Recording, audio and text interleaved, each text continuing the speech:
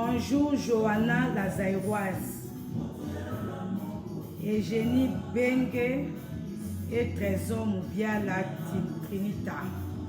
Bonjour tout le monde, bonjour, shalom, shalom. Que la grâce de Dieu soit votre partage. Tonton Romain, bonjour.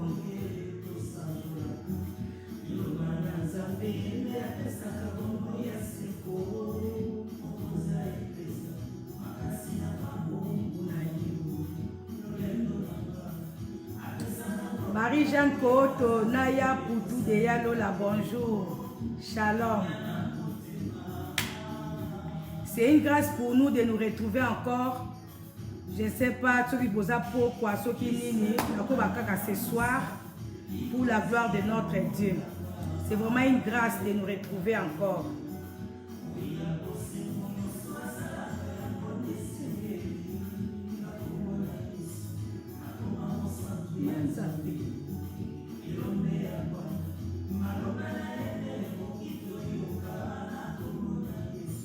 Merci beaucoup Sophia Mwamba.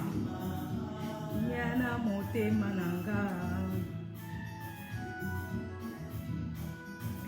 Bijou El Mikiika. Bonjour. Papa Dom.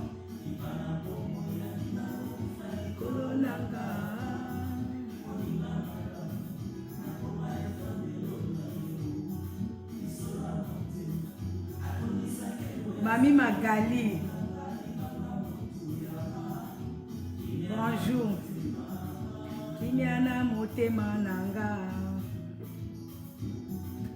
Grady, bonjour.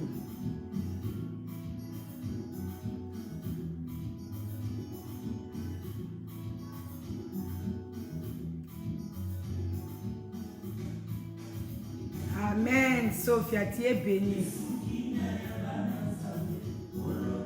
Yapoutou, merci.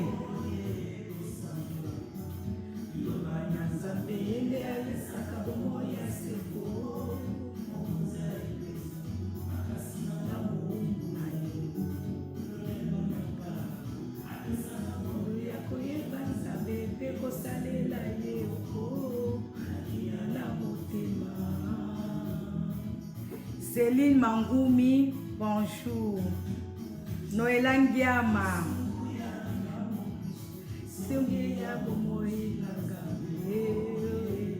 Guy Badjo, Béton Armé, moi Nangalou, Pamola Makunana à Montréal.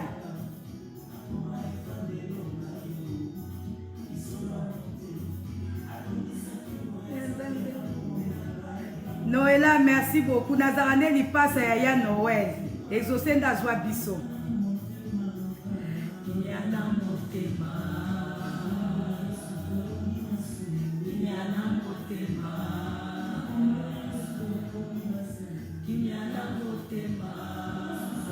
Dans mon série, ça se trouve que na combien de minutes pour banda sinon pour que ça soit louange moko pour que côté ça soit pendant la matin na biso. Alléluia. Que ça soit la louange moko ya moto poto banda louange matin na biso le temps pour moi ya ko saluer bande ko nyonso oyo bakoti vraiment na lingi bino mingi na zaka na sengo chaque fois na ya liboso na bino vraiment sengo nanga vraiment botanga ngone longa na zane sengo peza chaque fois na ya ko terra sepela makasi. Alléluia. Claudine Matanda, bonsoir. Esther Pemba, bonsoir. Kazuba Nelia.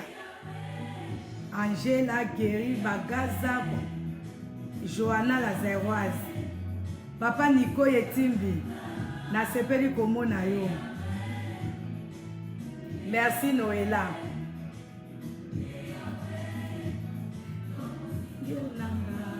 Toyemba nzembo yo lelo tozo banda enseignement na biso na thème moko ya sika ti avana ya awa nazaka ko ba idée zo elanga kaka nazokoma na habité il faut na kata wana comme ça ba idée msuto baksango même pour la prochaine fois je pense que vous allez deux leçons et Yahweh et Yahweh et Yahweh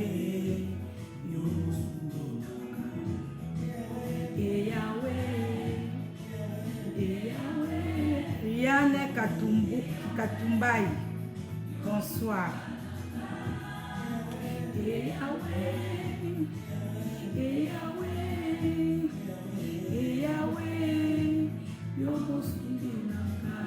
Joyce Wanikuzi, bonsoir papa, bonsoir maman.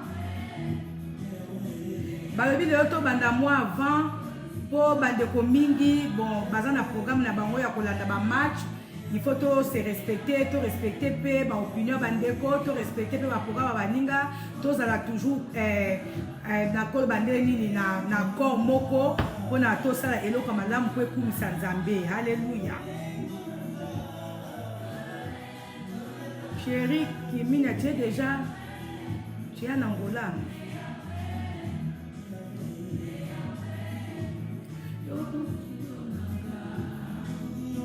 Sengo nanga, yo esengo nanga, yo makasi nanga, yo sengo nanga.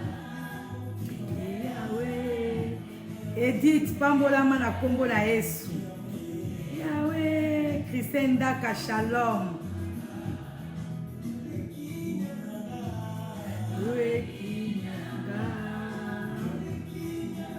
Yesu nde kimia nanga, Yesu nde kimia bana Nzambe, Yesu nde kimia na biso.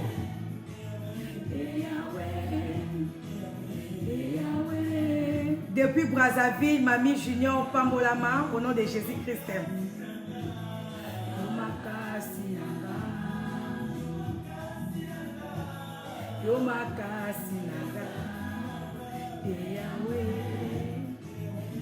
Michokou Elifael Beyoncé, mbote na bino, mbote pona bato nyonso bazolanda biso sikoyo, mbote na bino, mbote pona bato bakoya ko rejoindre biso après. Ma sœur Fifi Louvendika Pambolama, Kayon Bamba Makabi, Shalom, Sunganga soit béni aussi au nom de Jésus-Christ. Bekeliste, bekelisation, namona yo kala, oza bien?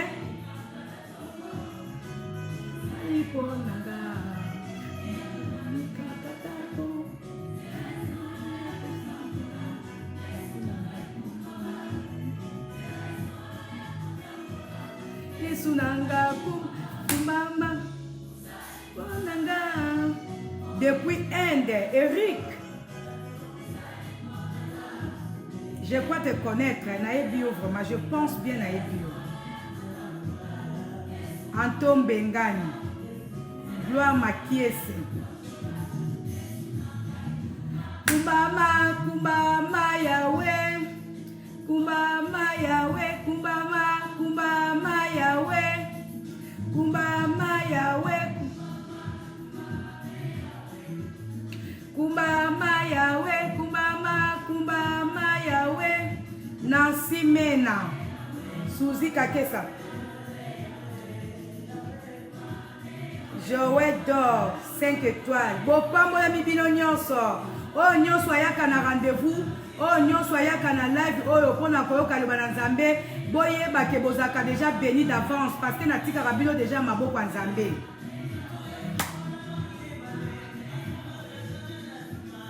Ndeko esengeli kobidelaka Nzambe. Esengeli kosepelaka. Ntango ozobilela Nzambe, Satan azoswa motema. Abime yango mwana mwasi oyo to papa oyo ndenge azalaka na esengo boye. Esengo na biso epesaka banguna kanda.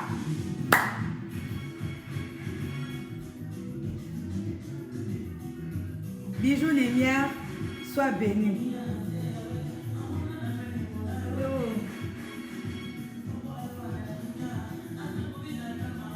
Tangu yo za na esengo monguna azoswa minu.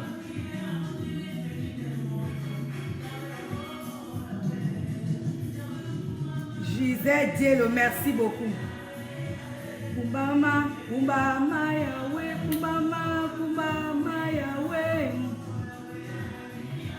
Kumbama, kumbama Yahweh. Békeliste, je suis très contente de te revoir encore. Kumbama Yahweh, Yahweh.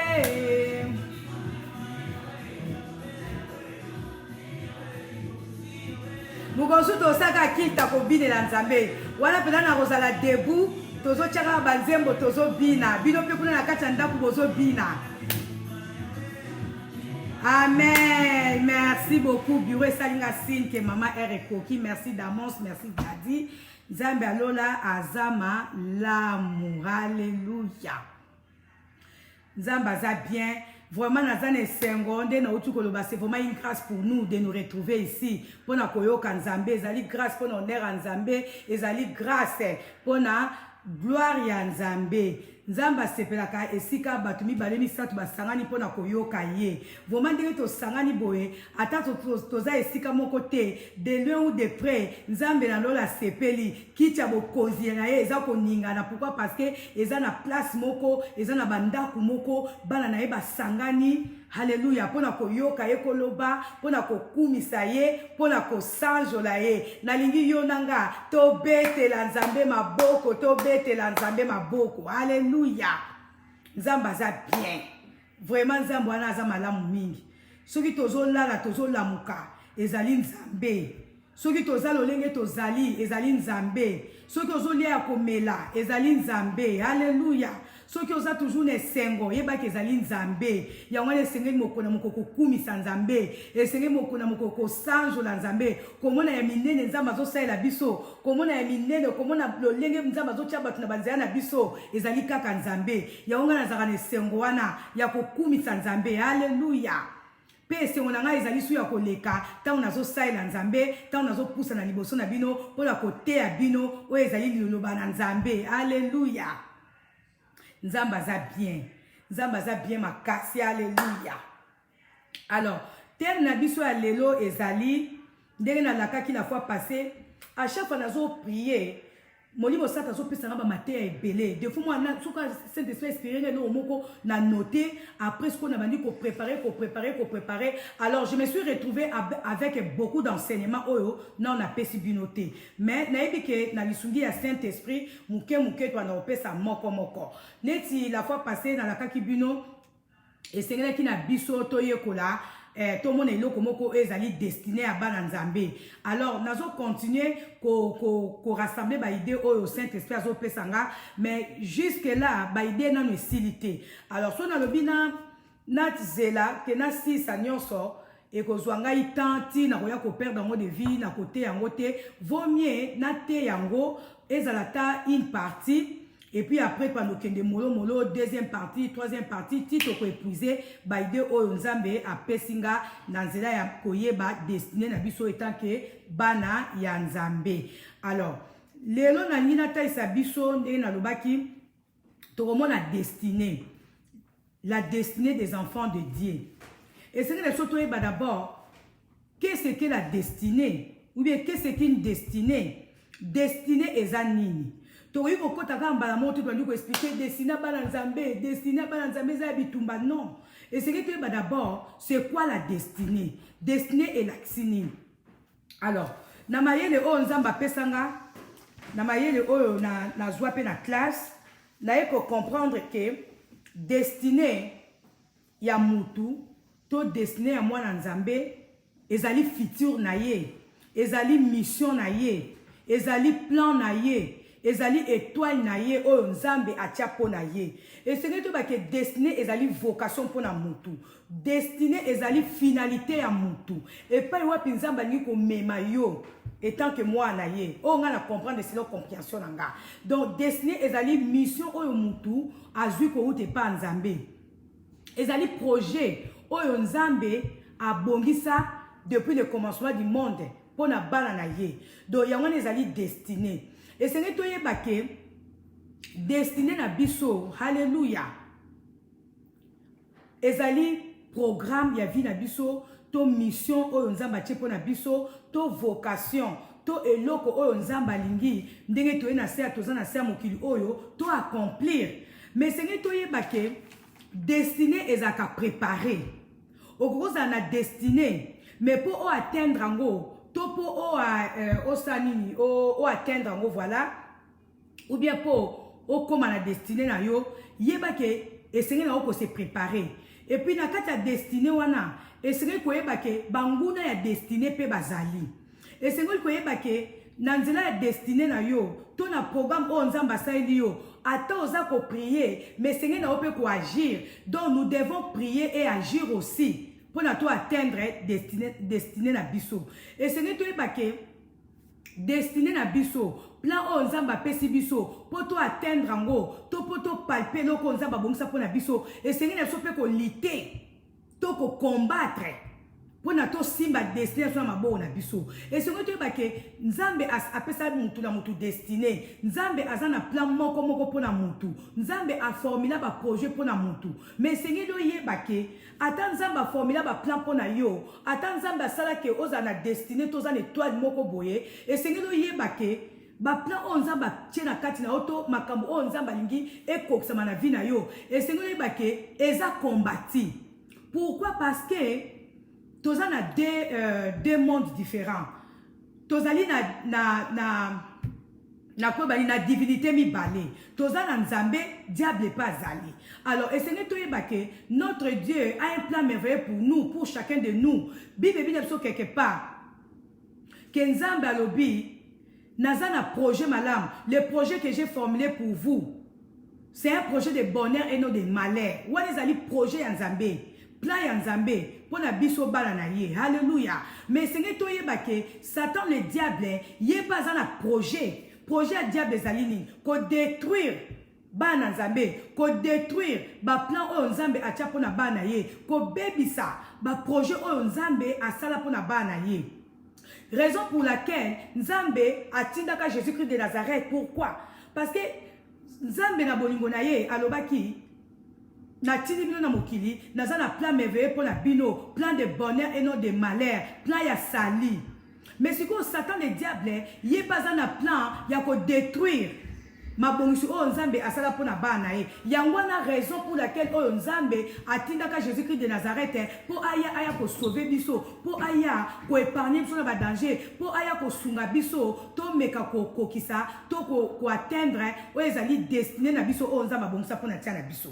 Yango Bible lobi nzambe na biso azana plan merveilleux pour na mwana moko moko ya ye. Mais c'est que Satan le diable yé pas na plan o ya ye, plan o ya Satan zali ko bebisa makambo o nzambe abongisa pour na bana ye. Toko zwa temps vraiment na étudier ngo na tali makambo dezo le kana mokili, na tangi pe na Bible, na tali pe makambo o ekomela penga moko, to na makambo ezo komela pe batu mususu, na eko comprendre que bitumba ezali.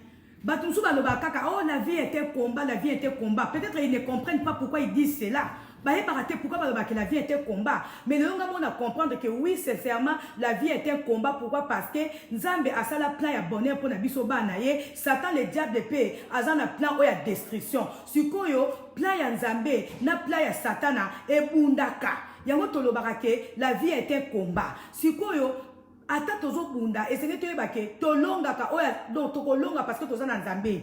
Oya kolonga aza oya za na Nzambe. Oya kolonga zali oya priya ka Nzambe pe aza ko agir.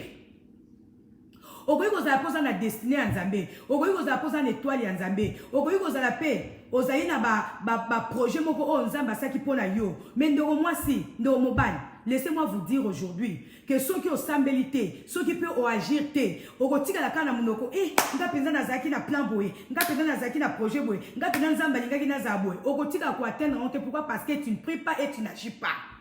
Et c'est notre que les projets de Dieu pour nous sont là. Le plan de Dieu est là pour nous. Mais si qu'on quitte à nous de faire quoi? De prier et d'agir. Et c'est notre que comme destiné na biso, eza combattu. Toza na ba combat. Tokomona ngona Bible. Nazui pe na ba exemple belé o na ko énumérer awa ko tay sabino ke toza na ba destinée, toza na ba vocation, toza na ba plan, toza na ba projet. O nzamba pesa biso, to asaila biso, to alingi ko saila biso. Mais ceux qui to prier te, ceux qui to agir te, to ko tika la ka ko loba, nga penza posa na ngeza ki na sala boy. Nga penza posa na ngeza la ki boy. Nga penza nzamba loba na ko sala boy. Nga penza nzamba loba na ko sala boy. Ndo mwasi ndo mobali. A tozo prier, soko agir te. Destiné na yo egotika kokokisa mate. Ceux qui vont comprendre l'introduction na ngabo bete na Nzambe maboko bo bete na Nzambe maboko. Des fois makam na préparer na tchaka na papier eza yango te na lobara parce que à tout moment Saint-Esprit appelle ça toujours d'inspiration. Alléluia. Donc, et c'est que nous sommes tous appelés ya kokota na ba destiné na biso. Mais tozaka na bitumba. Et c'est que destiné na bana nzambe ezaka kombati. Ba plan o nzambe alingi akokisa pona yo ezaka kombati. Alors lelo tokomona nazo tesaka juste moi ba quelques versets où ezotalisa plan nzambe pona bomo na biso totala pe lolenge ni diable alinga ko combattre ba destin na biso to ba destin na biso et puis to ko continuer ngo dimanche so ki penza ba sungi to ko continuer ngo sous mercredi selon que molimo centre ndenga otambisa biso parce que il faut à chaque fois nazotea il faut to ko tarapena na prière parce que nzamba rappeler nga ministère na ngabi non Sylvie na peso ka ministère otea te mais tant otei ba nga kumba bango pe na prière parce que ozana onction wana ya ko kumba bando na prière pe na zana ba prière wana nga nzambe nazo saela bana nga alléluia donc to komi na nyongo ke soki to tei boye to sambeli pe nzambe alléluia et c'est que to yebake nde na utu koloba to komona ngo na Jérémie 29 d'abord to tanga na Jérémie 29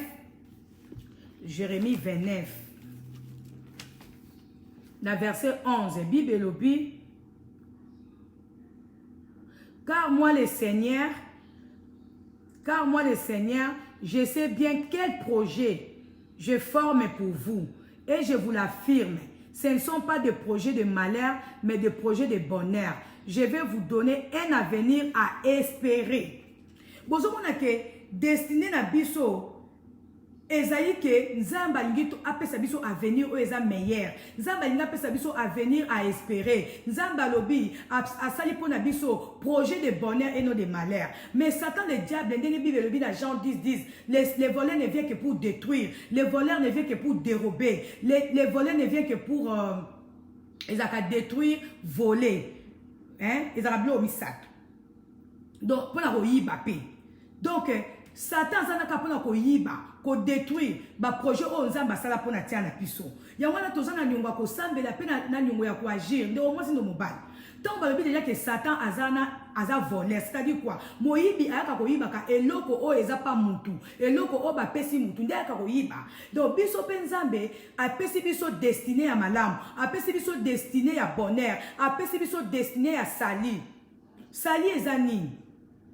L'école des serviteurs bataille sabiso sali ezali guérison délivrance kimia donc nyonso ya malamu ezali sali na biso siko nzambe atiango na disposition na biso mais ba yebisi biso lisusu ke les voleurs est là pour égorger merci ndonanga les voleurs est là pour égorger pour détruire pour voler donc Satan zawana pona ko yiba ba guérison na biso Satan zawana pona ko yiba ba délivrance na biso Satan zawana pona ko détruire ba projet no samalamu o nzamba tie pona biso Satan zawana ka pona ko bebisa ba plan ya bonheur o nzambe alingi apesa biso po e conduire biso na destinée na destiné na biso ya wande moyibi Satan ayaka ko yibaka. Alléluia. Donc essayez de yibake biso nyonso tozali appelé na katia misala malamu oyo nzambe a préparé déjà d'avance pour na biso toko otanga ngona Ephésiens 4 Ephésiens 2. Nazo ça la deux Bible hein. Ephésiens 2 Totangi na Ephésiens 2 verset 10. Ephésiens 2 verset 10 Bible lobi. Ainsi Théo Eza 4. Boli misanga na zone Ephésiens 2 verset 10. Bible lobi en réalité c'est lui qui nous a fait nous avons été créés. En réalité, c'est lui qui nous a fait. Nous avons été créés en Jésus-Christ pour des œuvres bonnes que Dieu a préparées d'avance afin que nous les pratiquions. Donc, et ce n'est pas que Nzambe oya salabiso, Nzambe oya kelabiso, Alléluia. Abongisa déjà ba œuvre malam, abongisa déjà misala malam, abongisa déjà makamba kitoko. Déjà, avant que tout au botama. Avant yonanga tozana mokili oyo nzambe déjà a préparé kama kitoko pona bana ye a préparé déjà banzela malamu pona biso bana ye a préparé déjà misala malamu oyo biso bana ye senge na biso to pratiquer. Mais c'est que Satan le diable aussi est là pour nous détruire misala malamu oyo nzambe abongisa pona biso avant même que to botama, avant même que to zana mokili. Parce que dès to botama rabo c'est que mutu na mutu déjà nzamba ayebi mutu na ye. Ndenga lobaka na Jérémie avant que yo botama je te connaissais déjà. Nazaki déjà na plan pour na yo. Déjà ndenge avant to botama ke nzambe ayeba ki biso pas na plan merveilleux pour na biso. Et c'est que Satan peut le diable tant ou moi nazo botama ndeko to découvrir on a bien ko tanga parole ezaki to quoi. Nzambe déjà tant yo botami te azana plan merveilleux pour na yo. Mais tant yo bozo botama moini satana azomona pe étoile yo botami nango. Pe azokene déjà ko bebisa misala na yo. Azoke déjà ko bebisa ba projet oyo nzambe abongisa pour na yo. To mona on a kat na Bible. Alors, et c'est n'est pas lisusu ke ndenge toza boye mutu na mutu auti na famille moko songolo. Ezapi na ba réclamation mususu ezo uta na ba famille na ba origine na biso oye ko sala ke e baby sa destinée na biso. Nyonso ezali œuvre ya diable. Wana ezali pe plan ya diable pona ko luka ko sala nini ko détruire to ko baby sa oye ezali ba projet ya nzambe na bo moi na biso. Hallelujah. Et c'est que Satan zana rapport na bébé ça ndeko na ndeko ozana ba rêve oza ko rêver que un jour comme un tel oza ko rêver que lobby oza la boy oza ko rêver que lobby fona sala boy mais tant yo zo rêver bongo Satan le diable pas zo ye bazo mona azo combattre yo akomolanda yo nzela mindi mwa filati ya poursuite ya contrôle et comme kolanda vie na yo po kaka o atteindre objectif na yo te po kaka o koma na destinée oyo nzambe a bongisela ki yo te de sene to ebake destiné à bana nzambe ezali combati et c'est to lutter pour nango et c'est to combattre pour que destiné wana ekokisama na bo moina biso. Alléluia. Toke otanga na Ésaïe 40. Na Ésaïe 40 verset 27 Bible lobi pourquoi dis-tu Jacob et pourquoi affirmes-tu Israël ma situation échappe à l'Éternel mon droit passe inaperçu. Mon droit passe inaperçu de mon Dieu. Ne l'a-t-il pas appris? C'est le Dieu d'éternité, l'Éternel qui a créé les extrémités de la terre. Il ne se fatigue pas, il ne s'épuise pas, son intelligence est impénétrable. Awa, pourquoi dit-il Jacob et pourquoi ferme-t-il Israël? Ma situation échappe à l'Éternel. Situation où ils ont échappé à l'Éternel, les alignes. Destinée na yo, projet na yo, vocation na yo. Et comme il faut échapper éternel, et comme il caché, mes projets ensemble ezali que destiné na yo éthique à la cacheté, destiné na yo ezali esengeli emonana, destiné na yo étoile na yo esengeli briller. Mais c'est pourquoi destiné na yo et comme il faut échapper nzambe, esengeli yebake bazo ko bundisa yo, étoile na yo eza ko bundisa ma. Alléluia. Ezana bato o bazo tira ba proka jambe pour yo bongate, pour yo atteindre destiné na yo te. Esengeli po yeba ba bitumba mususu pezo uta la famille na origine na famille pas yo utela ya wezo salake ozo kuta na kana bitumba ebele po oko kisa o ezali plan nzambe te na bomo na yo mais nyonso wana tokolonga ngoka na nzela prière bible lobi toko prier pe toko agir po to sa nini toko kisa o ezali destiné na biso. Alléluia. Donc moi si ce totali prière ya de moi si de mobile ce totali prière ya notre Père qui est aux cieux. Quelque part, na komeka ka verset na Matthieu 6. Na Matthieu 6 kuna to mona ke Jésus-Christ est en azo sambela, attend azo laksa ba disciple na ko sambela lobini. Boko prier, Seigneur, que ta volonté soit faite. C'est-à-dire quoi? Que ta volonté soit faite sur la terre comme au ciel. Donc Jésus-Christ azaki nzambe. Ayebaki ke volonté ya nzambe pona biso bana na ye, volonté ya nzambe pona biso na mokili o ezali ke tozala malamu, tozala béni, to bala, to bonga, to bota, tozala ba patron, tozala to tonga bandaku, to tonga ba immeuble, tozala na kimia, tozala na sengo. Volonté ya nzambe za yangwana. Siko Jésus-Christ ayebaki ke Satan pas wana azoluka ko détruire bana nzambe. Yangwana Jésus-Christ alakisaki ba disciple prière à lobi, tant bo banda ko prier, boloba Seigneur que ta volonté soit faite. Volonté wana ezali ni destiné o nzamba bongisa pona bomo na yo.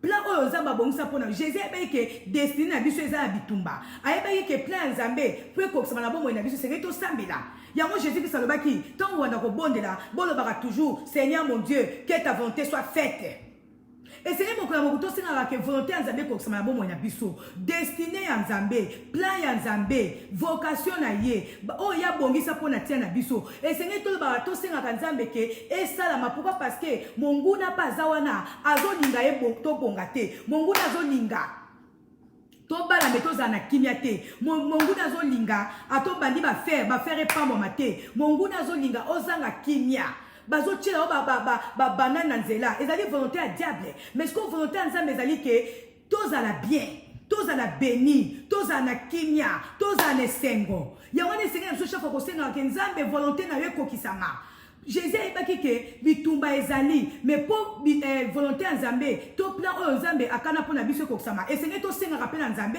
torapele na nzambe ke volonté na ye oyo ye asala depuis asalaka mokili na ye depuis ke nzambe asalaka mokili na ye asalaka ke tozala na kimia na se ya mokili oyo nzambe asalaka ke todomine na mokili oyo ezali volonté ya nzambe mais sikoyo depuis toye na mokili yango est-ce que tozodomine est-ce que tozoprospérer volonté ya nzambe ezali to parcourir la terre quelque part na bible mpo nga na ntango ya bible mingi quelque part na ntango ya bible nzambe azoyebisa ntango azopesa babénédiction epai ya Dan na Eve parce que version na version eza na français nango quelque part nzambe aloba parcourir la terre est-ce que yo nanga nde toza na mokili est-ce que tozo parcourir la terre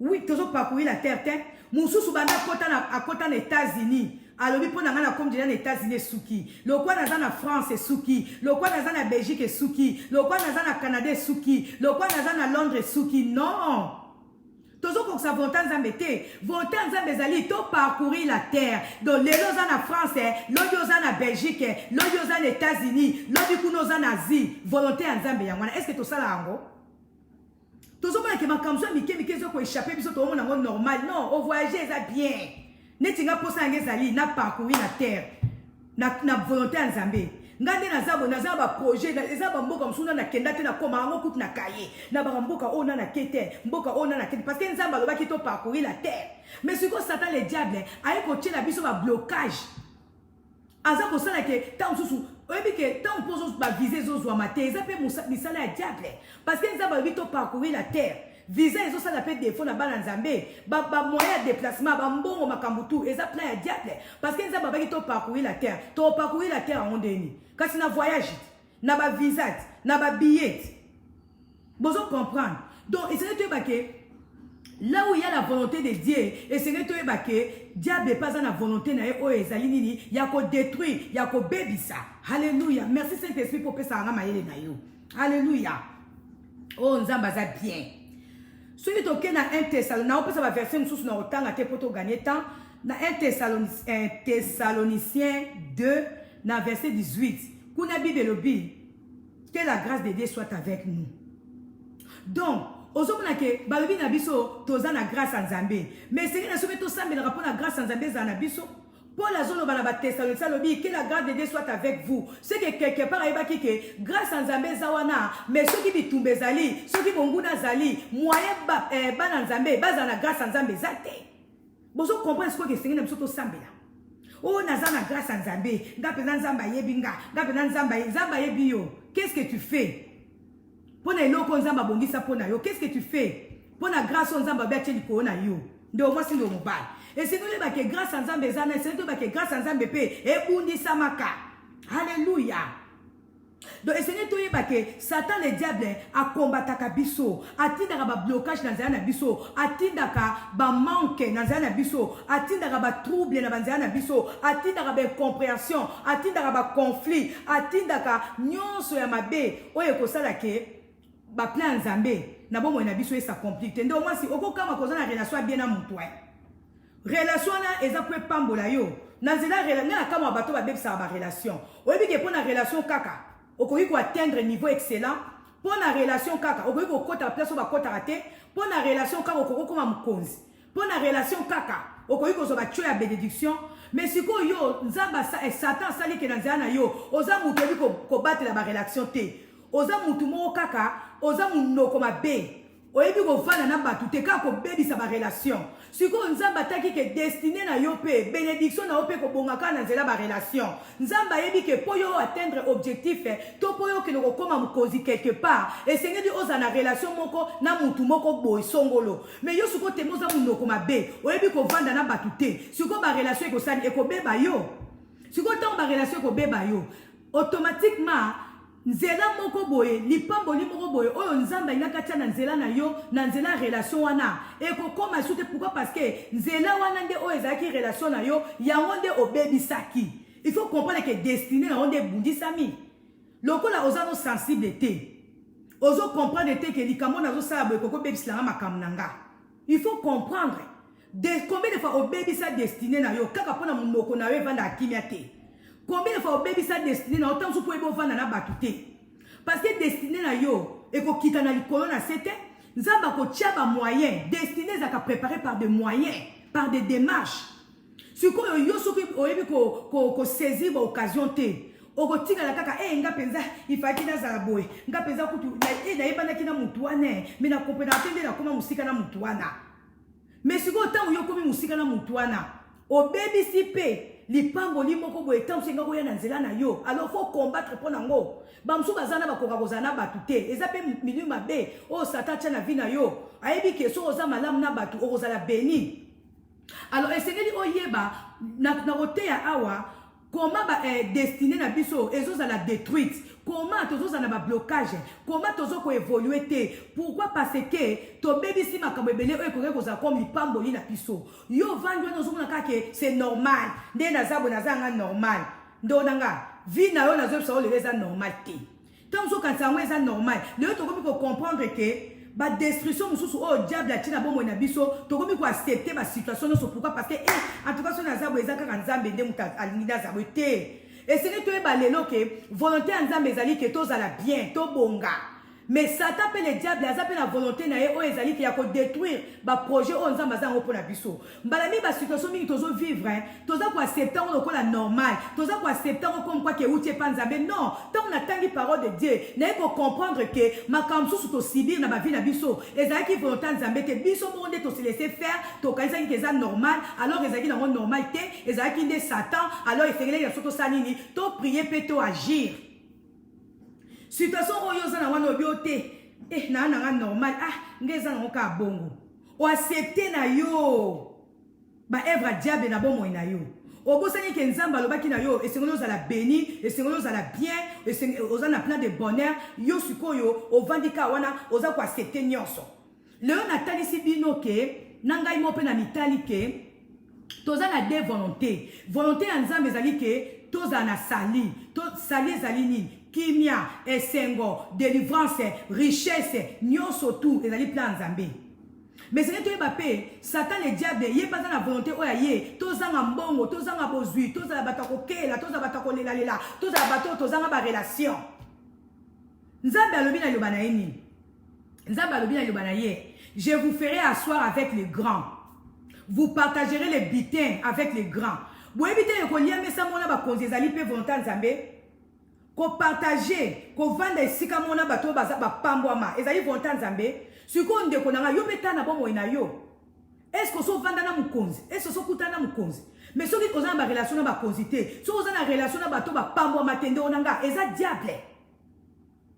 donc esengeli na yo mpe ndenge oza wana oluka ozala mpe na relation na bato ya minene na bato bapambwama ote nga penza nga nalingana bakonzi te non ndeko nanga oza koaccepte situation na ozomona ngo eko eza normal te tobengami mpo tolia na bagrand ebengami mpo ndeko na ngai nasepelaka naza béni naza na relation na bato ya minene naza na relation na bakonzi naza na relation na basa bakonzi namona yango ke ezali grâce ndeko na nga eloko nyonso ozomona ke eza normal te na vie na oyeba ke ezali plan ya diable azofaire quoi yo ke eza normal soki ovandi bongo non barelation mpe eza bénédiction yo sikoyo ozala na relation te tu te contente na coin na yo lobi non ngai azala na bacamarade oui bacamarade babi fo tozala na camarade okozala te na camarade moko bacamarade mpe ebele oyo mabe bayelaka oka baproblème eza na ntina te mais kozala na relation na bato parce que bible elobi je vous ferai asseoir avec des grands vous partagerez les butins.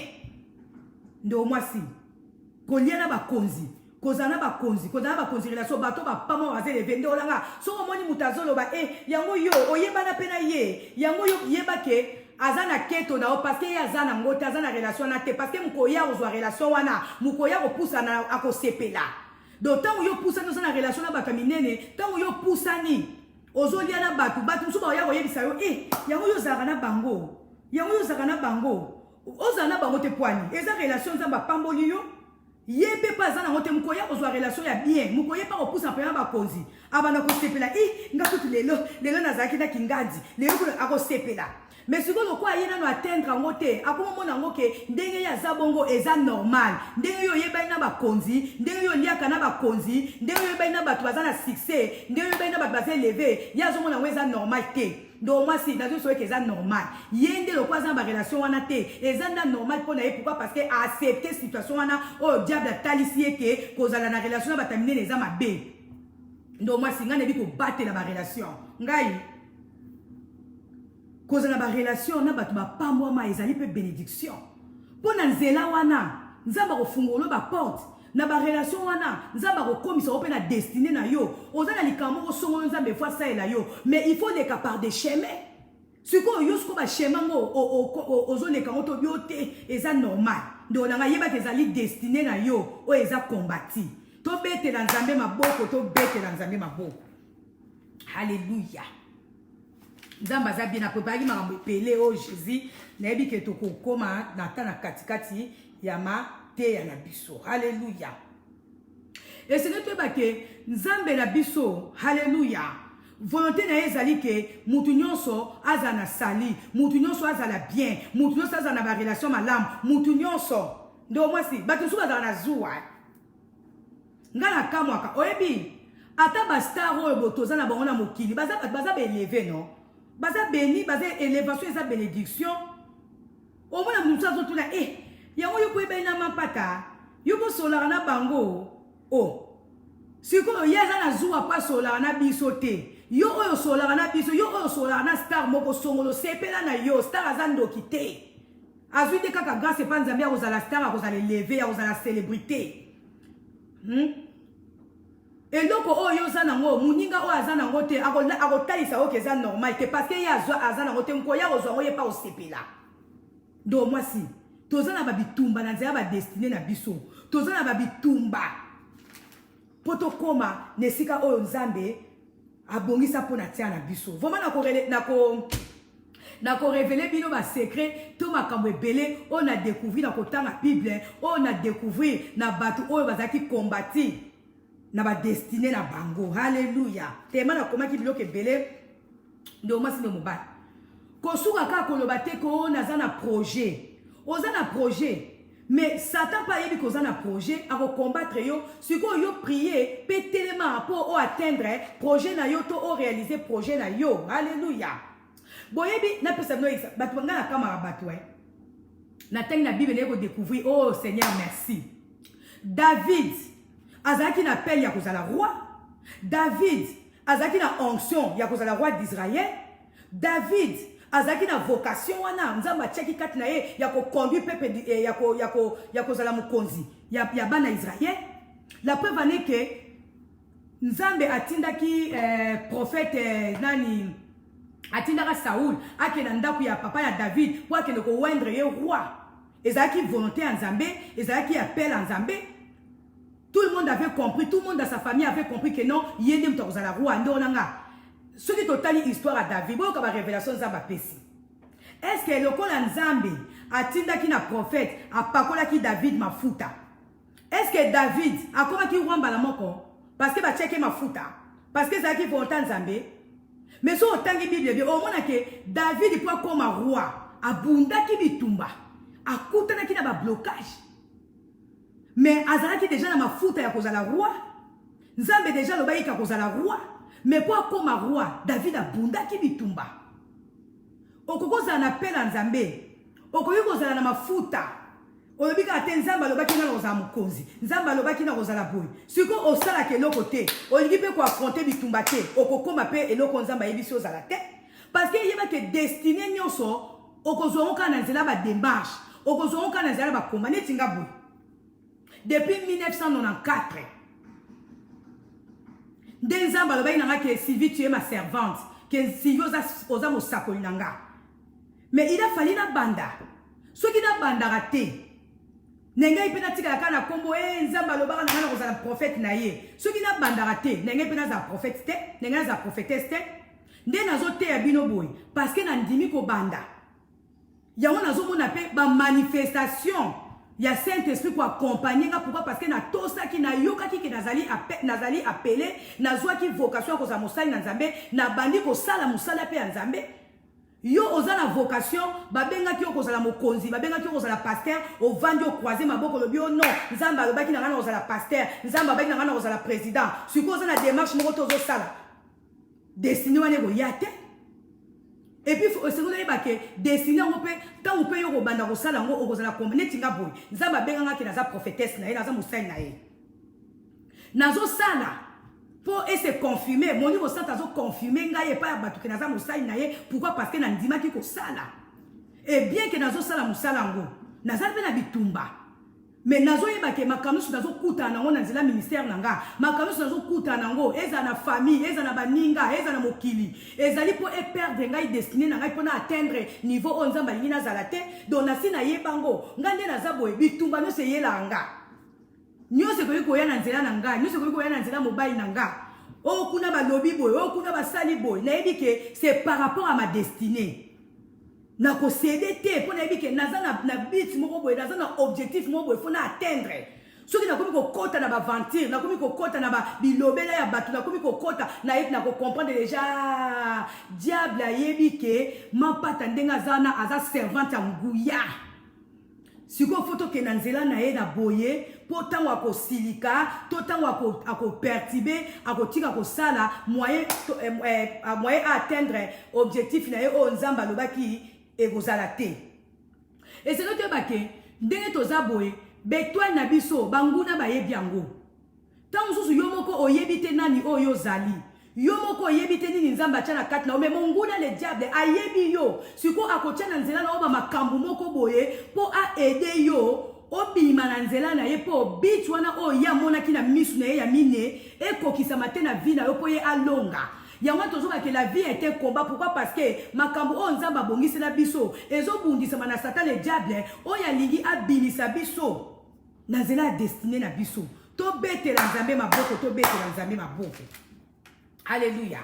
Donc tu peux comprendre que David azalaki appelé azalaki ouin pour na kozala roi mais abundaki bitumbe belé abundaki na Saoul akutani ba occasion ebele mabe se présentaki liboso David pour kaka soka kwei akoma roi te mais Nzambe mtebisaki ya kozala roi donc on a que Nzambe apesaki David vocation mais David peut yemo ke fait esengelaki abunda pour atteindre objectif akoma roi soki David abundaka te enga otikala kaka sango bapakola nga mafuta na kozala roi mais makambo na kutani nango et permettre tenga na kuta na roi na koma roi oya comme ça Nzambe menteur Nzambe za menteur te ezande ba obstacle o Satan tena nzela na yo yo pe okolo zaki na yo stupide ozanga ki mayele o se laisser faire au père de destinée et comme yo Nzambe aloba na ngali kamboyo mais na moni esalamité Nzambe pe non Nzambe aloba na ye mais siko démarche nini o yo zo sala prière nini o yo zo sala pour que makambo Nzambe aloba pona yo ekokisama na bomo na yo parce que Nzambe alobi mais pour ekokisama yo moko kota na démarche yo moko luka ba moyen yo moko luka. Alléluia. Oh Nzambe aza bien vraiment na évité Saint-Esprit a pesinga ba révélation belé na bi oh Seigneur même nga makambo mingi ya ngai pe na perdango mususu Nzambe alobela kinga na eko comprendre que na agisaki te na négligeaki na croisaki maboko kozilaka ke Nzambe asalela nga alors que il fallait kinga mo pe na kota na action. Alléluia. Nzambe aza bien soki totali lisusu pona yebisa bino ke Satan ayebaka ba projet o Nzambe aza nango pona biso. Moïse etanga botami babwaki na mai Nzambe déjà na plan na ye ayebaki ke Moïse oza libérateur ya bana ya Israël na Égypte sikoyo tango abotami mama na ye abwaki na mai Mais le quoi les aki plan ya Nzambe que Moïse a que na Égypte pour na kobimisa bana Israël kuna Nzambe a s'arranger qui de façon kaka que mwana ya Pharaon aya alokota Moïse pe amemaye na nini na comment on appelle ça en Égypte. Mais tant que en Égypte Nzambe a que Moïse nde aza libérateur à bana Israël. Mais Moïse a bundaki pour se confirmer qu'aza libérateur. Moïse a croisé qui m'a beau te kaka oui Nzambe lobi ngam na ko libérer bana Israël. À côté qui en action, à se présenter qui devant Pharaon combien de fois? Combien de fois? Donc, Zamba c'est qui Moïse qui osa libérateur à bana Israël, mais à côté qui n'a pas obstacle, à côté qui n'a pas comment on appelle ça opposition. Mais le coup les qui est non Nzambe, il pas comprendre que liloba Nzambe zali oui et amen. Ndenge Nzamba lobi, ndenge ko ça mais c'est ce qu'on a avancé, n'a que quoi affronter Pharaon. Nzamba qui te pour affronter Pharaon. Et ce n'est qu'à Moïse qui a affronté Pharaon. La preuve est que Nzambe c'est qui Moïse quelque part à l'obi. Va avec le bâton que tu as là. Kende, liboso à Pharaon. Moïse a se présenté qui devant Pharaon. Pharaon a boyé là qui Moïse combien de fois. Mais le coup est qui vont Nzambe. Moïse a l'emba quitté. Azo sala ba démarche azo bonde azo ke de paix en action azo bonde azo ke paix en action penza bazai ko accompagner ti ayaki ko bimisa ba dife wana pour vi kakake plan wana o ba ke Moïse oza libérateur et ko kisama mais Moïse avanda kita kwa za mabo tende o mwasi ozaka ko ngai fale na zala boy nga penza na linga na zala boy o vando kwa za maboko e ko kita e ko misu sumane ko kita likolo sale lo teka ke kiti ndo o mwasi ozo prier oza pe ko agir. Et c'est vrai que bangu n'a pas tout autour. Bazo nga ba tuer ba blocage. Et c'est que destiné na yo, eza combattu par des ennemis, destiné na yo pesa ali combattu na source ya famille na yo, na origine na famille na yo toko yeba pe. Ndeni tozaka combattu na ba origine ya ba famille na biso. Et pas ito uta. Hallelujah. Oh Nzamba za bien. Merci parce que nazo zwata ko ume aliboso Nzambe nazo kapenda cet esprit ko lobelanga des fois tant nazo prier nazo mona neti na éviter nazo sentir vraiment Nzamba zo oh merci Seigneur Nzamba za bien. Donc Moïse a lita qui a persévéré qui ce qui Moïse a littératé a persévéré liboso Pharaon al ngaki jamais ko tikala ko libérer bana Israël. Et c'est que destiné na yo eza combattu et c'est que on lutter pour nango. Moïse a eba ki yaza libérateur mais ba occasion mabe ba obstacle o akuta ki na liboso Pharaon so ki atena ki bonté so ka kangama ki na Nzambe te so ka zala ki affermité parce que chaque fois Nzambe azali ko yebisa ekaka ke yo ndim to bimisa bana donc azala ki akroya ki liloba azala ki affermi ya wana atena ki bon jusqu'à la fin so ki azala ki affermité ainaka céder Aïnaka cédé. Et c'est vrai que nous sommes madame Ronza Babongsa pour Nabiso. Oh, nous sommes madame Tokute Nango. Donc, il y a eu des démarches. Et ça, la démarche est salamaki. Pe, oh, ya madame Ekoye la yo, et c'est dit, oh, ça, la démarche. Et ça, encore la montalobi, le long, dans la président de la République. Oh, bien, dans la députée, dans la sénateur. Mais il y a des démarches à faire. Il faut battre campagne. Il faut poser candidature au battre campagne. Nous allons faire ça, ok, kuna, ndenga na bandaki, na keiboy, na keiboy. Yo kanisi kaka batu kaka pouye kaka o non eza makamba ko sala objectif na yo yo lingi ko atteindre wana eza ba démarche o yo c'est esengé na ko sala et ko kitana likolo ko la mante mais tant ozo sala objectif na o évidemment okuta na bitumba mais si vous êtes déterminé na vocation na yo ne loko yo lingi ko sala o ozo na conscient que Nzambe na lingi yo zalango o ko lembate malgré défaite o ko lembate malgré bitumba o ko continuer pourquoi parce que ozo tala na destinée na yo o yo Nzambe tali so ke sengolo za la mutu boye et sengolo za la mutu boye. Hallelujah. To betela Nzambe maboko makasi. Hallelujah. Oh Nzambe za bien. Toujours qu'on a que Moïse dès babora qui nani Pharaon abimisa ki mibeko ke baboma bana mibali ezaki toujours ba blocage na zela Moïse abotama ki mwa mobali soki mama na ya bomba ka été angaki akufa donc et c'est donc ba ke bitumba oyo yaka na destiné na yo ba blocage yaka na zela na yo il faut ko sala ba démarche ndeko mwasi s'il s'agit ya ko fuir Kima. Ce qui s'agit ya komi bombama. Koyeba te ko nzambe alobaki aza na nga, nzambe alobaki na nga na kozala boye, oyo ekoya ya nzambe akosala nde ona nga. Tomoni awa mama ya Moïse akende kobomba Moïse na se ya mai. Abombaki na mai. Pourvu kaka destiné ya nzambe ekokisama na vie ya Moïse. Alléluia. Tomona susu bapebele bakimaki Satan le diable. O te po nzambe alobaki, lokwa nzambe alobaki na osalelo te, na obangelo te. Nzambe alobi na yo me agir. Ko agir na yo ezali tan susu ko batama na yo monguna, ko poser pe ba acte, ko sala ba démarche yangwana et ko sala ke o atteindre destinée na yo. Alléluia. Oh nzambe aza malamu mingi, nzambe aza bien. Alléluia. Nzambe na biso aza bien. Et c'est toyeba ke destinée na biso pe kokisama eza na bitumba oyo ke soki tolongi yango nde nyonso ekokokisama na bomoi na biso. Toyebi biso so Jésus-Christ de Nazareth. Nzambe nde na utebisa bino na ebandeli. Nzambe volonté na ezali que son peuple soit sauvé. Mais Satan le diable pe ye volonté na ezali que peuple de Dieu azala détruit. Jésus-Christ Nzambe atindaki na sa mokili oyo po amema lobiko epa ya bana na ye. Boye ba démarche boni Jésus-Christ asalaki po kokisa objectif na ye ya ko sauver mokili oyo. D'abord un mbotama ya Jésus-Christ de Nazareth. Tala diable ayebi étoile ya bana Nzambe.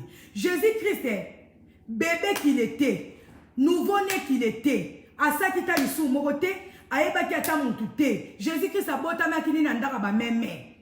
Mais étoile na ye bandaki ko briller. Ba roi mage, ba monaki étoile ya Jésus ko briller, ba lobi mobiki sabotami quelque part. Ba bandi ko lande étoile wana, bandi ko lande étoile ba luka étoile wana. Hérode ayoki sango. To mona na Matthieu 2, na Matthieu 2 je pense. Na Matthieu 2 to tanga on a 1:18 na OK mba mena ko yiko tanga mwa muke. To tanga mba. Na Matthieu 2, to tanga na Matthieu 2.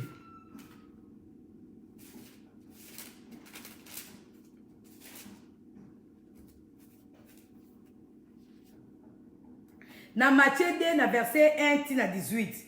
Total à Jésus-Christ, oyaza sauveur de l'humanité. Jésus-Christ, oyo nzambe moko atindaki. Destiné à Jésus-Christ ezaki ko sauver mokili. Mais total la mbotama ya Jésus-Christ, ndeni azaki combattu par les diables. Pour vous dire que Satan le diable a combattu oyo ezali destiné. Ce qui Satan combattaki kutu mbotama ya Jésus-Christ. Ce qui Satan kutu a combattaki œuvre oyo nzambe alingaki Jésus asala sa mokili oyo. Boni ko combattre destiné na yo mutu ya mokili te. Alléluia.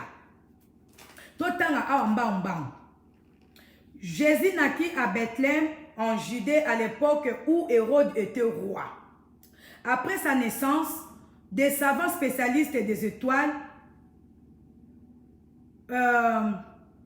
vers d'Orient, ils arrivèrent à Jérusalem et demandèrent, yoga de Sabino, balobi a quelle révélation? Balobi awa, après sa naissance, des savants spécialistes des étoiles. Donc moi si. Aussi vous avez Cambo. Des savants spécialistes des étoiles. Donc na se mokilio yo, ezana na bato o baza ba spécialiste ya kotala étoile à bato. Ndeko. Donc na se mokilio ezana ba ndoki, ezana milimo, ezana ba démon. O ba yebi kotala étoile ya bana Nzambe. Ba yebi kotala étoile à bato, ba yebi ko étudier vie à bato, ba yebi ko étudier futur à bato, ba yebi kotala ke mwana oya botami ya kozala boya boye. Na découvrir ngo awa, babi des savants spécialistes. Ba utaki babi vers celui de l'Orient, ba utaki na Orient. Et puis babi ils arrivèrent à Jérusalem. Alléluia. Batuni babi et demandèrent où est l'enfant qui vient de naître, le roi des Juifs. Mouto ayebisaki ba savana que Jésus abotamaki azate. Mouto ayebisaki ba savana que le roi des Juifs abotamaki azate, mais le roi bazaki ba spécialiste ya ba étoile. Le roi bazaki ba spécialiste. Alléluia. Ya koyeba makambu. Oyo ezana ba vie ya batu. Ba comprendre que ezana mobiki simoko abotamaki. Ba yembangu na Jérusalem. Ba komi ko tuna. Wapi roi des Juifs abotamaki. Na sire na bato ba yoka ki makambu ba lui oh bato ba utuwe bazo ba ke roi des Juifs abotamaki. Deni ba yebe ki roi des Juifs abotamaki. Pourquoi? Parce que bazaki ba spécialiste ya kotala étoile la bato. Donc moi si no mobile. Oza komi yeba te nani yo zali. Mais laisse-moi te dire aujourd'hui que monde à ténèbres et yebi nani yo zali. ba bitumba mo na nzela na yo zo comprendre que pourquoi ba blocage, pourquoi ba calme, pourquoi boye. Monde a ténèbres yebi nani yo zali. Yango zo kuta na ba désordre, yango zo kuta na ba blocage. Ba bi na biso awa. Ils arrivèrent à Jérusalem et demandèrent où est l'enfant qui vient de naître, le roi des Juifs. Ba yeba ki ndeni ke bébé o abotamaki parce que ba bébé bazaki belé mko ba botamaki. Bazaki belé ba botamaki mkolo wana, mais ndeni bango ba ye avec précision ko tuna où est le roi des Juifs qui vient de naître. Baza batami limo batala ba etoile na bato. Alléluia.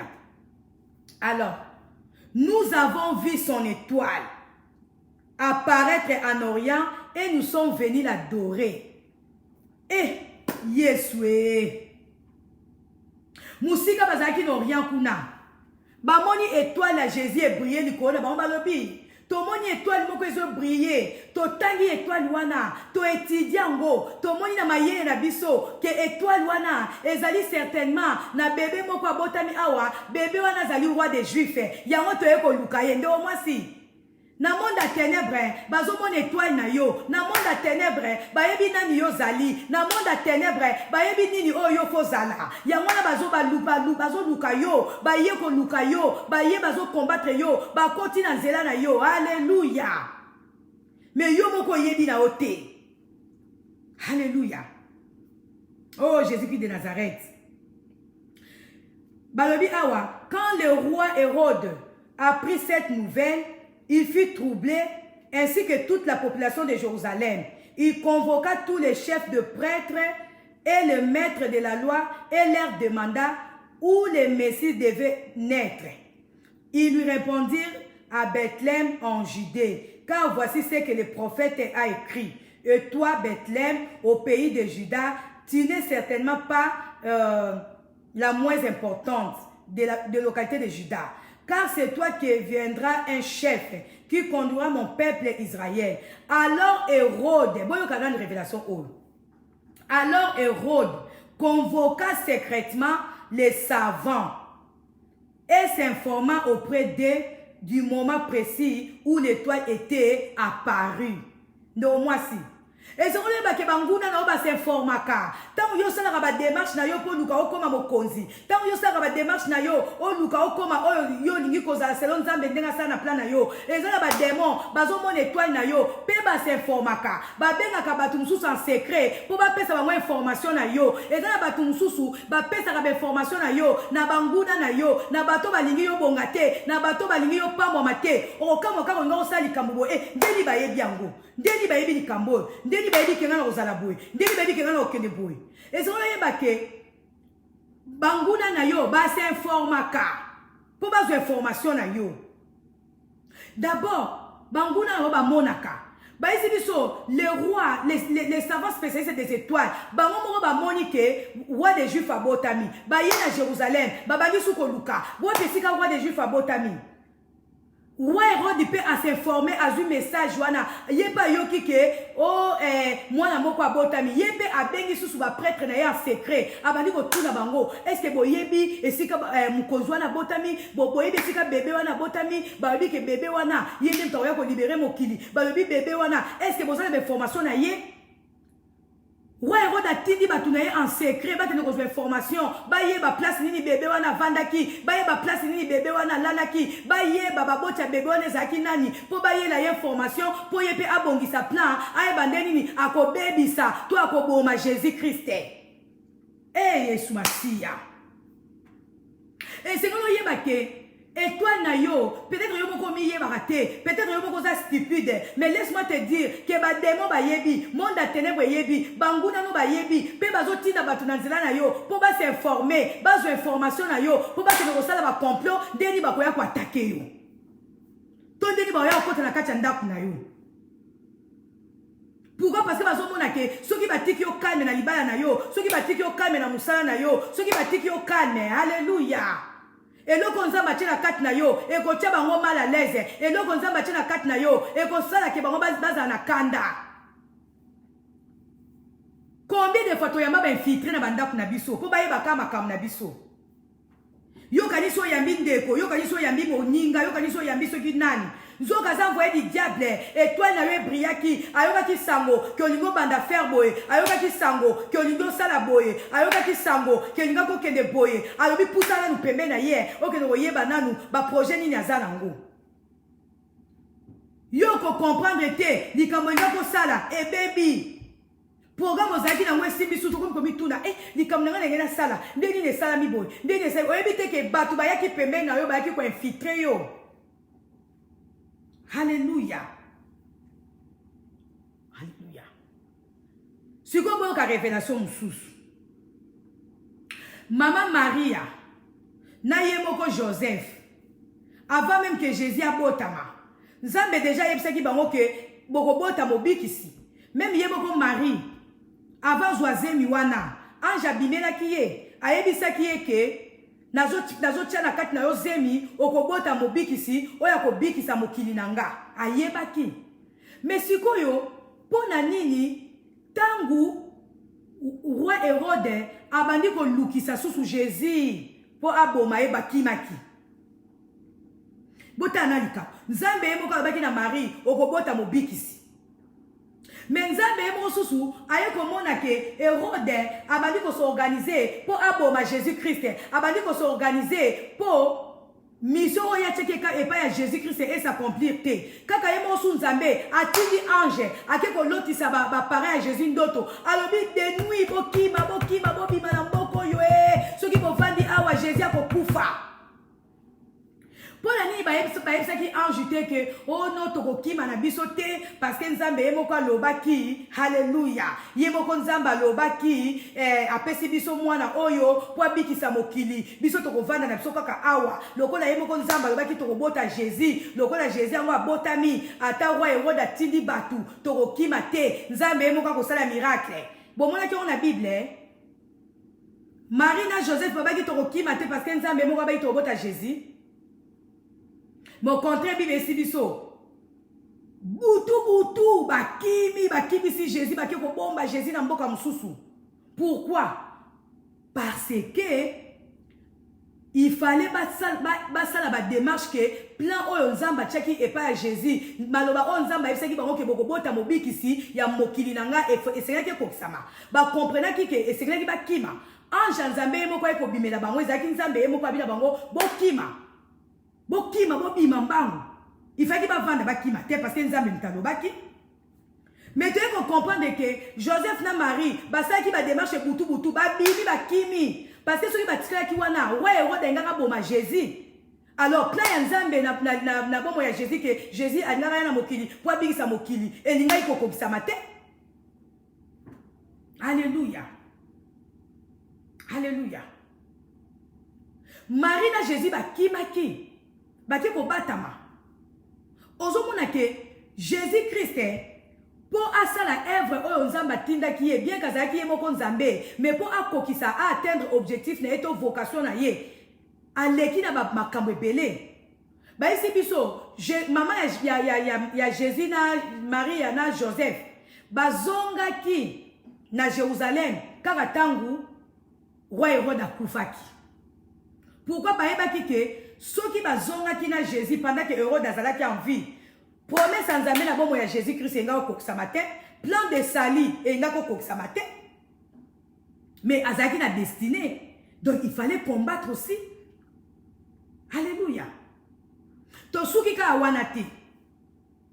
Jésus-Christ na kati na désert.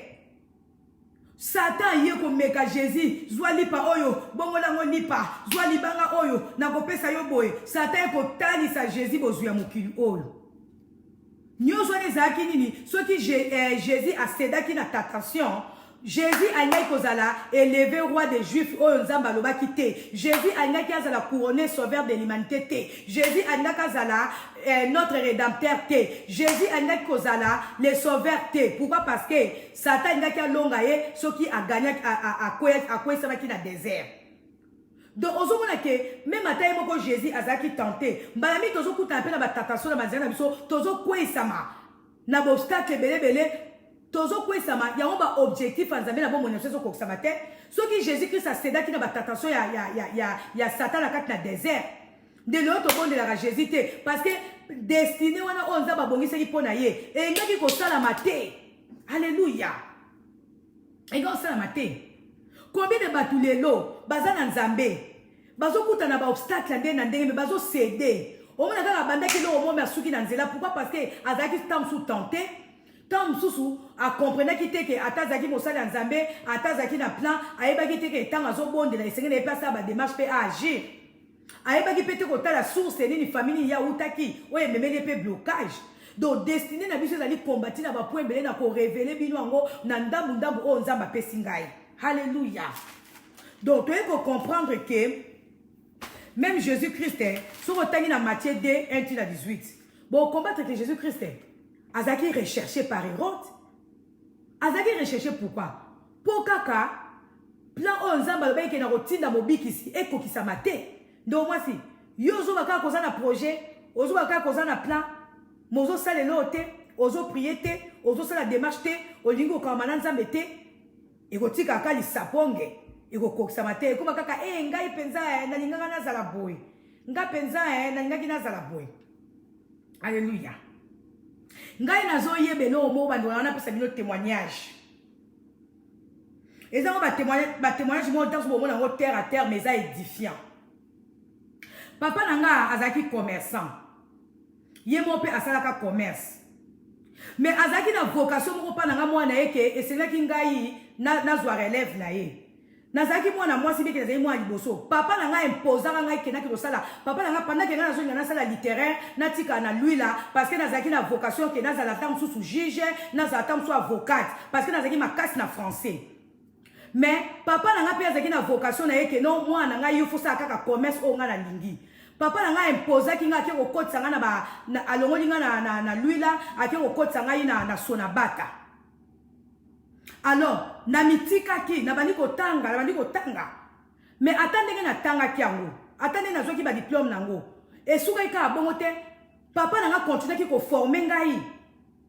Ceux qui n'ont pas internat na ye, tous ceux qui n'ont pas compte, azo na sanga Sylvie a basala boy, a faut sala boy, tala basala inventaire boy, inventaire et ceux qui permanent, inventaire ceux qui intermittent, tout, papa zo na sanga ngo en acte. Non seulement na suka ki wana, papa nanga linga ike nazala mwasi oyo na yebi ko lamba. À l'âge de 9 ans, papa nanga sobela nga nzungu. Et pour m'encourager, il ne mangeait que ba repas nanga. Ozomona do ezai pour le ona yeba ko lamba nde na zaboye na zamola ngana ndima ngona yebi ko lamba makasi mais pour na yeba ko lamba boye papa nanga pasaki ba démarche ngai mo pe na mitika ki na bandi ko yekola ko lamba nazo lamba destiné na yo nde onanga il faut ça ba acte destiné na yo il faut omitia ote ngana lingaki na zala mutu munene mais na moni na suki na nzela démarche nini yo salaki au bandaki na opé démarche mais ba obstacle ni yo kutaleki dango o elembi su ezongi so na sima. On a toujours dit que bateau ba abandonnaka ba réussissaka te. Ceux qui abandonnent ne réussissent jamais. So okute na obstacle il faut ba te que soki wana continuer. Ceux qui vraiment ont la vocation wana, ceux qui vraiment ils ont destiné na yo, ceux qui peut aller plan o nzamba cheki na bombo na yo, atokute na obstacle. Quoi abandonner te? Quoi abandonner, il faut continuer. Parce que ça bitumba destiné na wezo bundisama bozwi na yo plan na yo o nzamba cheki na nzela na yo eza bitumba satan lingi o atteindre ngote satan lingi o bonga te satan lingi te makambe belé. Alléluia. Le dozo ko accepter la situation non étant normal non ba situation to accepter na ba vie na biso to kanse ke zaki volontaire nzambe non. Ezaki volontaire nzambe te ezaki de diable abundisa ki volontaire nzambe ya wana Jésus Christ kuna lobi tant boko bondela bolo baka Seigneur que ta volonté soit faite. Pourquoi? Parce que volontaire nzambe na bomo na biso Satan lingi te kokisama. Alléluia. To betela nzambe maboko to betela nzambe maboko. Bureau bo sanga sin soki ere koki fona kata parce que matin o faut continuer wata 2 séances. Alléluia. Nzambe na biso azan bien. Nazu exemple be na Bible. Samson, Zamba ponaki aza appelé libérateur na Juda. Azaki na secret mo na mutu na yeke suki na ye esengeli bakata ngote. Alléluia. Mais diable ayaki na nzela ya Samson. Na mu na ye kozala na basi ebele. a perdaki destiné na ye. Samson kokaki soko libéré ba na peuple à Juda te. Satan kotia na nzela na yo. Ba makambu oyo ezali contraire na volonté ya Nzambe po destiné na yo kokisama. Yo komona ngo eza normal. Makambu so komona ngo na vie na yo bien te eza po na succès na nga. Eza nde po na za soki ndenge nini. Zo eza obstacle. O nzamba tie na vie na yo po plan Nzambe kokisama te na vie na yo. Alléluia. Alléluia. Saoul. Ce qui totale histoire ya Bible bien. Saoul avant à la non, après qu'Ozala n'a rejeté. Mais avant Azala d'abord rejeté, Azaki ouin de Dieu. Israël ezala ko senga nzambe mokonzi. Israël ba ki Seigneur, pesa biso mokonzi. Toza diriger parce que tu as histoire wana bien, bazaki ko zala diriger na ba juge na ba tebele belé. Mais comme ki na moment moko boye peuple d'Israël et senga ki nzambe mokonzi. Nzambe moko atombola ki Saoul na pesa mokonzi. Po akumba peuple na ye. Saoul azaki pe roi na volonté ya Nzambe. Mais là on ne saki chita Saoul, orgueil. Orgueil à Saoul ne kwesa ki ye, ya Nzambe a rejeté ki ye, ti ake kopona nani ake kopona David. Quelque part Saoul pe a perdaki destiné na ye, a kambaki vraiment Israël ndenge Nzambe ngeke ko kamba ngote pourquoi parce que a kwesa maki na orgueil. Toza na obstacle be tozo kuta na banzana na biso o eza ko perturber accomplissement ya ba destiné na biso. Mususu pe zali origine ma famille na biso toko yekola ngo parce que nazwi tana nga ya ko yekola Bible. Alléluia. Nzamba za bien, ata bandeko bino bozolanda nga boyebisanga tosali combien d'heures, tosali combien de minutes pour na ba place toko yiko kata parce que matea oyo exactement ebele ke na bongisaki eza na ba verset mususu na découvrir na Bible na ko pesa ngo lelo te. Mais na ngito respecter temps on est allé car juste pour nga eza lokola introduction pour na to yeba ba destiné na biso eza makamzu toza ko accepter tozomona ngo normal alors que eza normal eza ki na on peut volonté Nzambe te eza ki de Satan ko bundisa biso. Alléluia. Alléluia. Oh ya bakasaka baba. Il a dit Ernie na sali combien de minutes? Une heure et coquille déjà. Une heure et coquille bon accorder encore combien de minutes pour na souki ça? Na ça 1h29. Oh, merci Seigneur. Donc, bandeko basi bandeko mibali, vraiment souffrez que je m'arrête là. Bo benga bandeko bo partager vidéo, toko continuer mercredi prochain. Vraiment eza e belenza mbape singai par rapport à destinée. Donc toya surtout za sous ebele mercredi poto zwa suite oyo. Ndeko oyo na retard, kota na matea oyo, linga olanda ngo peza ne bande nango parce que tant to kota na ba développement nango, na tant to ke ko pesa ba conclusion nango, o bunga te, o comprendre nini nzamba linga lo bana yo. Vraiment nzamba teinga pona destiné, ngai moko na tali makamsu se kombelanga na vie, na bien nga mo na comprendre ka volonté nzambe te. Likambo ndenge bana o samela nga boye, il faut ki ndena kenango boye, il faut ki ndena lité nango boye, il faut ki ndena zana ngo boye. Alléluia. Donc essayer na biso to prier pe to agir volonté Nzambe zawana mais yo moko za na pas oza na destinée Nzambe oza na plan ya Nzambe oza na vocation moko mais ndeko nanga eza na ba démarche à faire ozo bungis ozo koma na destinée na ote parce que oyebi ko vanda na batute oza munoko mabe oza lolendo oza mutalo kuta makambo ebele mususu peza li ba démon libota na yo ndezo landa yo. Alléluia. Et c'est que to yeba Bible le dit mon peuple périt faute de connaissance. Bible le dit vous connaîtrez la vérité et la vérité vous rendra libre. Parole de Dieu vous rendre biso libre na makambo ebele o ekanga ki biso. Alléluia. Nzamba lola pambola biso ngana suki wala parce que to komi babi na sali 1h20. Donc, on continue dimanche par la grâce de Dieu. Ceux qui nous ont apesi biso possibilité à koya liboso na bino, pe ceux qui nous ont apesi sous inspiration mususu na ko bongisa toujours pour que tous à la biso nyonso enseigner. To na ko talisa bino na pona découvrir on a carte na Bible. Ndenge ba démon ya mabota to ba démon ya bamboka na biso elandaka pe biso po to atteindre objectif na biso te oyo Nzambe abongisa po na tia na biso. Nzambe apambola bino to beteli Nzambe maboko papa Toma na sepeli komona bino vraiment papa na ngai na sepeli katimbo bo pambolama gladi ata mwanze mo muke poto souffrir abato kabwana. Amen. Ndeko Janine po ipambolama soki bo sepena matea oyo botilanga ba j'aime ebele bo pambola Nzambe bo sambela pe pona nga Nzambe apesa nga toujours inspiration. Destiné on nzamba pesa na koza mosakoli na ye. Eza ba démarche à faire. Nazoke de kobondela na ba parc, nazoke de kobondela na ba mai na kati na nature pour ka nzamba lobelanga. Mais nzamba binanga na za prophétesse na ye, mais siko po nyonso ane kokisama. Mais il faut nga pena wumela liboso nzambe na lukanzambe na tanga Bible na sambela eza ba démarche. Saint-Esprit a se confirmer na kati na ngate soki kaka na vandi boye na zo sambela te elo mo te. Donc il y a des démarches à faire pour atteindre destinée na biso. Alléluia. Bon obstacle oyo kutai nango. Ezali par rapport à destinée na yo, bitumba oyo kutai nango. Eza par rapport à eloko nzamba tia mutu ya pa na yo. Ndo nanga, est-ce que miyeba ka koza na destinée? Neti nga na yeba ki mobile nanga za na destinée. Bitumba no mobile nanga za la nango. Ezali par rapport à eloko nzamba tia na kati na ye.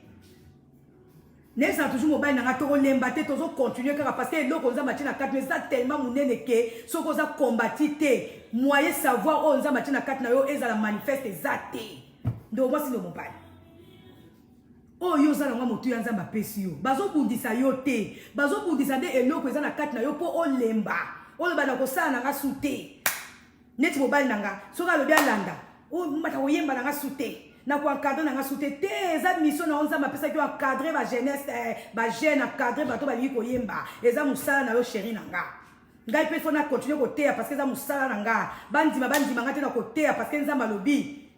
Ako utiliser nga ndinga utiliser ki Catherine Kuhlman mais pona koma na niveau Catherine Kuhlman il faut na wumela na prière il faut na za mwasa mabonde li makasi ezali destiné na comité donc tozo bunda bitumba. Alléluia. La vie était combat. Oh Jésus-Christ de Nazareth nzamba pambola biso tobete nzema ko tozo manzembo apa to kabwa.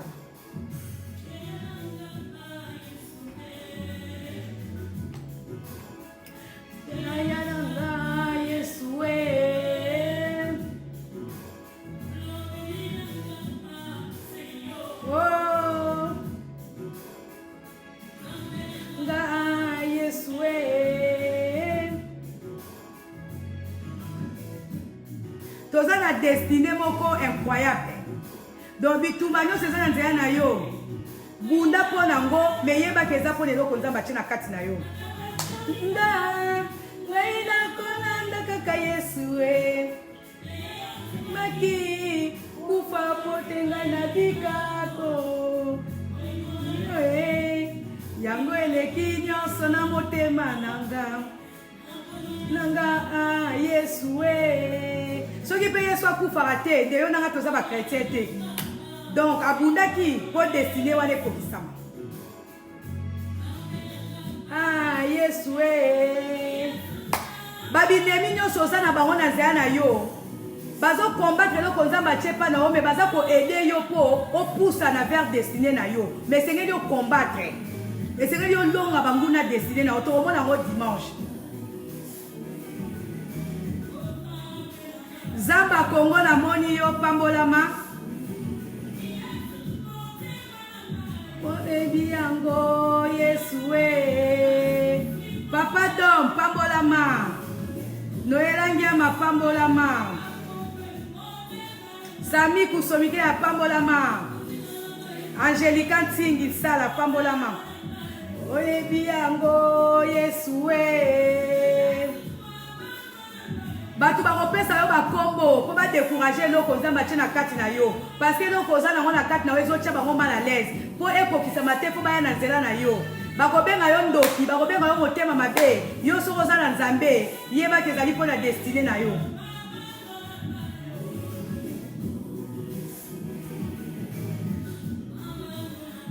Oyebi yango Yesu e. Singa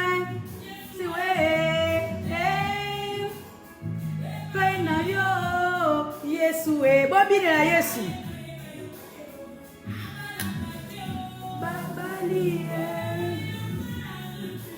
oyo baba kateo Noeli kitenge pambolama Janine Poi pambolama. Oh merci Seigneur, merci. Moko te akwa kolongole loko yo tena kati nanga. Seigneur mon Dieu mon roi, destiné nanga eza na kati ya maboko na yo. Monguna kwa ko ravir te eloko yo tena kati ya bomo inanga. Alléluia. Paniko Lembe, Pambolama.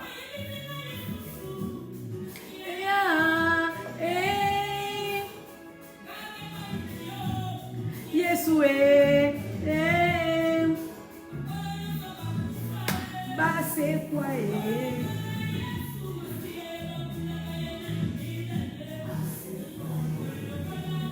Tozobina, amen, amen, Gladia Kati musique. Donc, dimanche, rendez-vous, Nabiso Eza pris pour le dimanche prochain par la grâce de Dieu. On a besoin d'aller belé parce que Makamuza Mazo Pesanga, ceux qui n'a bombi en opé Eza Malamte.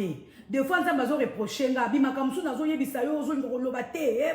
Donc, nazaka na nyonga koloba. De moi si nous bato kutana dimanche par la grâce de Dieu pour to continuer destiné na biso. Oya ye retard. Zonga susu po tant au kota dimanche au comprendre bien. Peut-être ceux qui aussi ça on peut mercredi. Ceux qui peut aussi ça on va dimanche.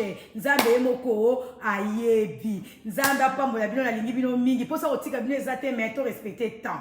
Alléluia. Boza la béni, boza la béni. Mami esa o ma sœur.